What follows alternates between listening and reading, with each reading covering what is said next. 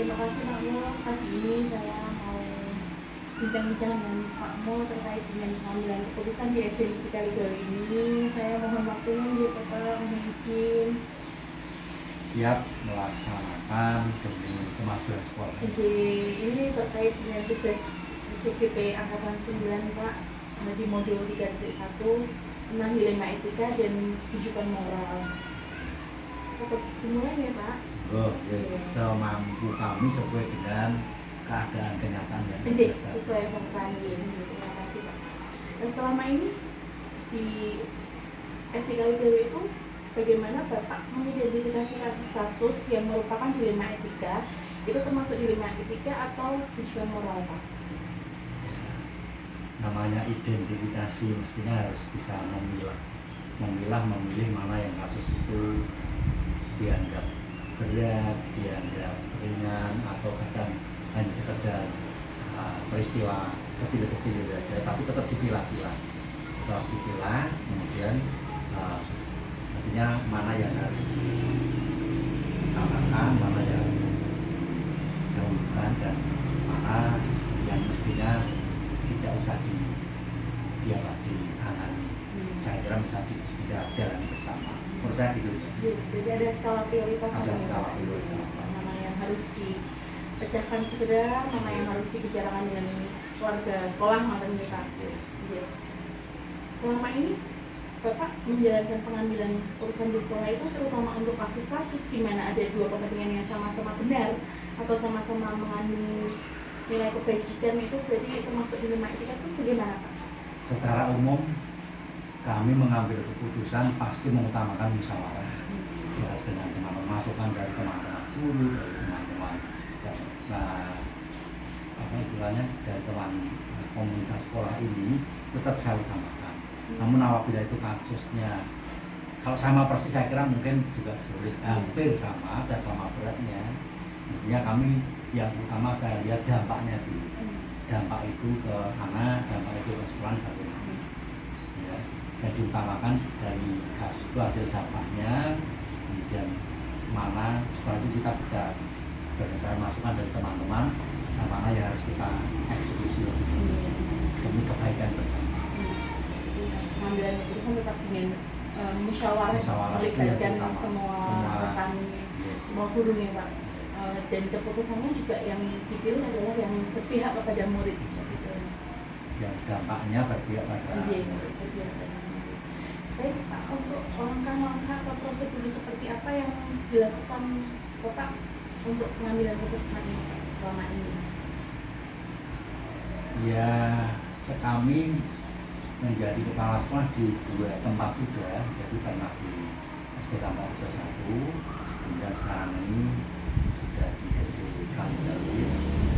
Dalam mengambil keputusan, kami langkah-langkah yang saya ambil ya intinya tadi sesuai dengan yang di atas tadi, memilah-milahkan dulu, mengklasifikasi permasalahan-permasalahan yang ada, kemudian mana yang harus diutamakan atas masukan dengan teman-teman dan dampaknya bagaimana, itu yang baru kita laksanakan nantinya. Gitu. Terstruktur, jelas, langkahnya sangat jelas ya Pak. Iya, terstruktur. Iya. Hal-hal apa saja yang selama ini Bapak anggap efektif dalam pengambilan keputusan pada kasus-kasus dilema etika Pak? Ya, yang kami anggap efektif pengambilan keputusan pada saat kasus dilema etika ini adalah mengenai kejujuran dari pihak yang mengalami masalah. Jadi utama memang kejujuran dalam menyampaikan permasalahan. Selain itu juga kedisiplinan. Jadi utamanya memang sekarang itu kita tanamkan ke kejujuran. Ibarat orang sakit, Mbak. Kalau dia nggak jujur apa yang dirasakan, nggak mungkin ketemu penyakitnya. Harus jujur dengan dokter.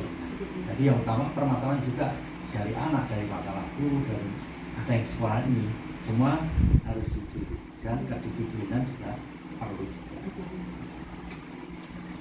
Ini terbuka dulu nih Pak, Iya. untuk masalahnya sebenarnya apa, lalu bisa ditemukan jalannya. Untuk tantangannya Pak, selama ini apa saja yang menjadi tantangan Bapak dalam mengambil keputusan terkait dilema etika Pak? Ya, tantangannya kebalikan tadi, Mbak. Sudah ditanamkan dulu, mungkin ada manusia nggak sama ya. Kalau ada juga bagaimanapun juga ada yang kurang terbuka, mungkin karena dia rahasia, kemudian sehingga dia terpaksa tidak jujur, dan itu menjadi tantangan kami. Namun kami tetap mengadakan pendekatan secara kekeluargaan, bagaimana supaya dia tetap mengeluarkan unek-unek apa yang menjadi permasalahan, termasuk dari guru maupun guru. Tantangannya jadi ya kebalikannya dari tadi, intinya tidak jujur, tidak disiplin. Keterbukaan itu penting ya Pak untuk keberhasilan dalam sebuah dilema etika. Apakah Bapak memiliki sebuah tata kelola atau jadwal tertentu Pak dalam sebuah penyelesaian kasus dilema etika ini Pak? Apakah Bapak itu menyelesaikan itu selesai langsung di tempat ketika ada masalah, selesai langsung diselesaikan saja, atau memiliki sebuah jadwal dalam menyelesaikannya? Lalu bentuk atau prosedurnya seperti apa yang Bapak jalankan? Ya, mestinya terstruktur, artinya nggak bisa langsung saya putuskan. Jadi kami punya jadwal khusus, artinya mungkin dari pada misalnya masuk ke kelas ada pembinaan pada guru, pada briefing, ada pembinaan pada guru, kemudian pada saat-saat pembiasaan itu biasanya pada anak menanamkan disiplin, menanamkan religius. Yang jelas pasti ada program, ada tata kelolanya.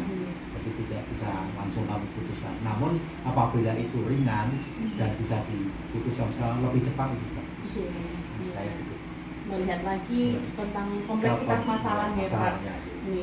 Kalau perlu diselesaikan saat itu juga dan sudah dipikirkan dampaknya langsung diselesaikan di situ. Tapi kalau misalnya masih bisa berkelanjutan dan belum bisa diselesaikan, yaitu secara terstruktur, secara kembali lagi ke musyawarah tadi. Itu Mbak. Adakah seseorang atau faktor-faktor apa yang selama ini mempermudah dan membantu Bapak dalam pengambilan keputusan dalam kasus dilema etika? Ya ada Mbak. Jadi namanya komunitas sekolah, namanya orang manusia bermasuk sosial. Jadi tidak semuanya jelek. Jadi semua di sini khususnya saya rasakan ini semua membantu dalam pemecahan masalah, khususnya teman-teman yang sesuai bidangnya.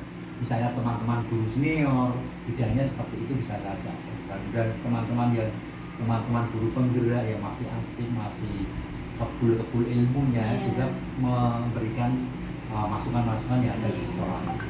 Jadi semua sangat membantu, jawabnya ada untuk teman istilahnya memecahkan permasalahan. Jadi semua ada punya kesempatan untuk memberikan pendapat ke Pak. Dari semua hal yang telah disampaikan, pembelajaran apa yang apa yang manfaatnya untuk Bapak dari pengalaman Bapak mengambil keputusan di 5 etika? Iya Mbak, dari pengalaman yang saya terima, saya sendiri selaku manusia yang serba, manusia ada kekurangan, jadi tidak mungkin saya bisa melaksanakan tugas dengan saya sendiri. Saya bekerja itu pasti keberhasilan kami sekolah ini karena keberhasilan tim, keberhasilan kerja. Bahkan di moto di Istiqlal Mbak Rita tahu sendiri, di antaranya pertama niatin kerja dengan baik.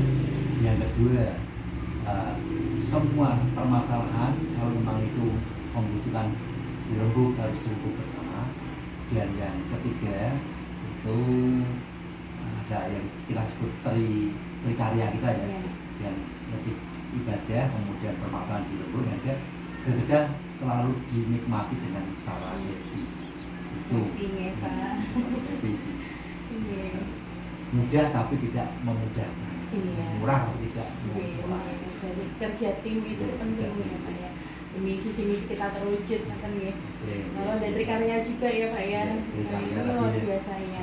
Ibadah, kemudian niatin ibadah tadi yang satu, yang kedua semua masalah dirembuk dengan bermusyawarah, yang ketiga selalu menjalankan tugasnya sebagai ibadah juga ya Pak, tugas kita sebagai guru ini ya Pak, luar biasa di sekolah kita, apalagi dengan kondisi yang seperti ini benar-benar ibadah ya Pak, diniatkan ibadah yang semoga berkah untuk kita semua. Dan trikarya itu hanya puji dari Pak Mul. Iya, trikarya itu iya benar. Trikarya itu moto dari Pak Mul ya Pak. Terima kasih Pak sudah membangun kami. Trikarya itu bis. Iya. Di sekolah kita trikarya itu 3 kegiatan. Terima kasih Pak Mul atas waktunya, sangat mencerahkan sekali apa yang sudah dilakukan Pak Mul sebagai pengambil kebijakan di sekolah ini. Semoga semakin solid lagi ya Pak. Amin. Dan saya percaya dengan dukungan teman-teman ini bisa hanya solid, tidak hanya Pak Mul saja sesuai dengan yang terakhir tadi. Jadi semua bisa berjalan karena juga dengan teman-teman. Itu Mbak, tetap semangat menjadi guru penggerak sebagai teladan teman. Tidak usah menjadi beban. Manusia itu pasti ada kekurangannya, tapi tetap berusaha karena kita sudah memilih guru penggerak, harus bisa menggerakkan semuanya, memberikan motivasi, memberikan teman. Dampaknya satu, ini juga bisa semangat dalam bekerja. Yang kedua, insya Allah akan dihitung pahala Allah SWT. Terima kasih motivasi dan semangatnya Pak Mul. Terima kasih sekali. Terima kasih. Kalau ada kurang dari saya mohon maaf, dan saya utarakan karena kenyataannya ada di sekolah. Iya. Terima kasih Pak Mul. Saya izin kembali bekerja Pak. Oke, monggo. Assalamualaikum. Waalaikumsalam.